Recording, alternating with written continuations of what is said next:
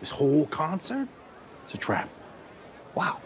Here? This is a perfect example of a high concept film. A serial killer is trapped in an arena. That is as high concept as it gets. And when you have something that's that good of a premise, I can forgive a lot. You know, this movie kind of fell off a cliff for me when they get out of the arena. Yeah, tell me more about that, because I disagree with you about that point. The reason why it bothered me was something that is occasionally done in movies that I don't like, and it's you switch points of view. So if I go into a movie and there's a specific point of view, I want to stay with that point of view the entire time. So every scene and every shot is from his point of view throughout the first half of the movie. And then when Lady Raven gets involved, now we also splice in her point of view. So there are scenes where she's alone in the bathroom, she's doing something, you know, on her phone. We're in her point of view. So I think that this movie would have been better for me, and I would have been okay with them getting out of the arena, if we'd also seen her point of view through the whole movie. But you set it up that I was just going to experience with the butcher. You were just going to have his experience. And then when they spliced in her experience as well, it took me out of it. It made it feel just like a common film. A great example of this was Sicario, and I know that Sicario was, you know, a beloved film, but the first half of the movie is Emily Blunt's POV.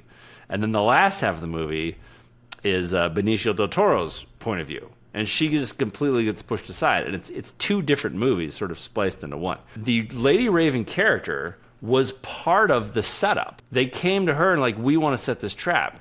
I want her to know why. I want her to know who hurt her in the past, that she was so compelled to do this. I wanted to see her getting updates throughout the concert. And I think it would have been really amazing if you set up protagonist and antagonist from the very beginning. But I was just confused at who Lady Raven was and why she, you know, why she cares so much. She was the singer, Jeff. What did I say? Oh, no, you just want to know who she was. Lady Raven was the singer. Oh, God, also, thank you for killing my momentum there. Well, look, I mean, I hear what you're saying. I think you're just taking too much of a screenwriter's view of this, man. It worked. No, that's fair. Yeah, that's worked. totally fair. Yeah, no, you're absolutely right. Every single reviewer and most people who watched the movie who have reviewed it agree with me. But fair enough. You know, your experience is probably the right one. I agree. Yeah, I completely agree. That's the clip that we're going to use. Look, I mean, I think you should let this go. Just like I let go anytime that they screw up any kind of mental health issue in a movie. We just move on, and it's totally fine. I give grace. Oh, I mean, it's not like I'm saying this is a bad movie. I'm just saying that, like, the last half of it wasn't as entertaining to me as the first half. Yeah. But, like, I critique movies that I love. Everyone's a critic. It's part of the fun for me of being a writer is, like, I want to know why something worked, or I want to know why something, you know, if it's really good, I'm like, what can I borrow as a screenwriter from this amazing movie? And then with this one, it's like, yeah, why was it so good and then just okay?